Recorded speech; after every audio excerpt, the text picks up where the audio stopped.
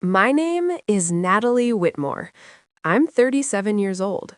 Until 3 weeks ago, I believed I was in a stable adult marriage, the kind people stop questioning once enough years stack up. It wasn't dramatic or explosive, it just existed until it didn't. I came home on a Wednesday evening at 6:30 p.m., same routine as always. The house was dark. No lights, no music playing from the kitchen speaker like there usually was when Daniel got home first. His car wasn't in the driveway, which wasn't unusual anymore.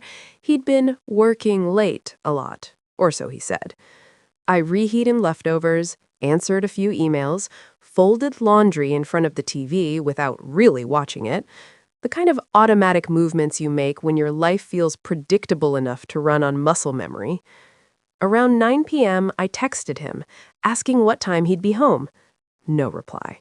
By 11, I was annoyed. By midnight, worried. At 1:47 a.m., my phone buzzed. You'll hear from my lawyer only. Consider us done. 6 years of marriage ended in 2 text messages.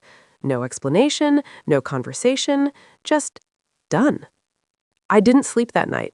I sat on the couch we had picked out together in the house we'd painted ourselves, trying to understand how my life had quietly split in half without warning. Looking back, the signs were there. He'd been distant, short-tempered, protective of his phone. He changed his passcode weeks earlier and told me I was overthinking it when I asked. By morning, the shock burned off.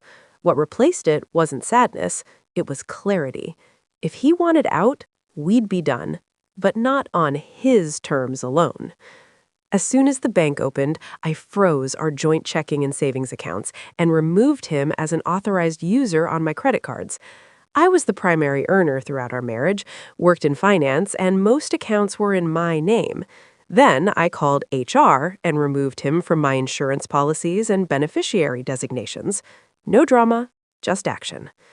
I hired the best divorce attorney I could find and paid her retainer without hesitation. She looked at the messages, raised an eyebrow, and said freezing the accounts was smart.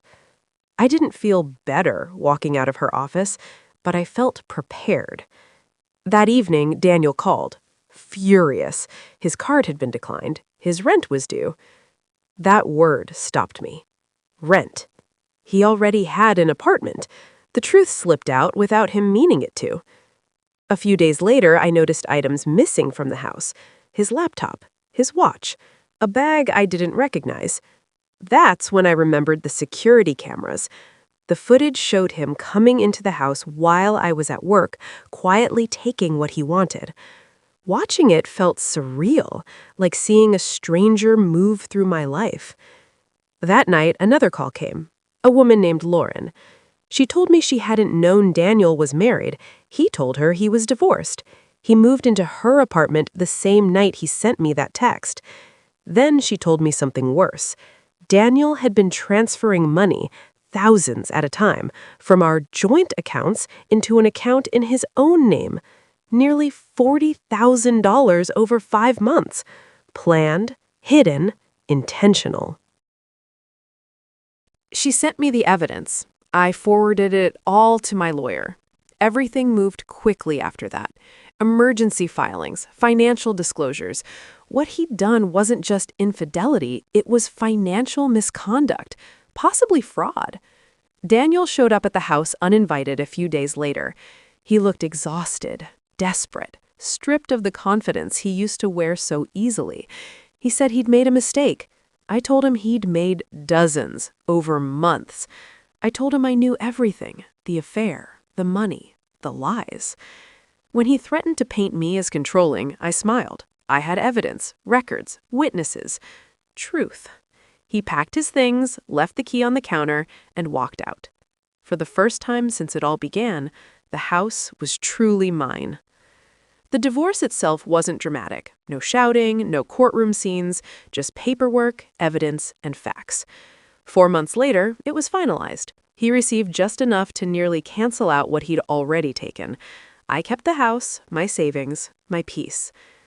I stayed in the house for a year, long enough to understand that healing isn't about erasing memories, it's about reclaiming space. Eventually, I sold it and moved into a smaller place of my own. Clean, modern, quiet. I traveled, reconnected with friends, ran a half marathon, learned to enjoy my own company. I dated again, not urgently, not desperately, and when things ended, I didn't feel like I'd failed. What I learned is simple. People show you who they are when their comfort is threatened. Protecting yourself isn't cruelty or revenge, it's survival. I don't hate Daniel. I don't feel much of anything about him anymore. He's just someone I used to know. I sleep well now. I have a life that's fully mine. No lies, no fear, no quiet dread beneath the surface. When everything fell apart, I handled it with integrity. And that's enough.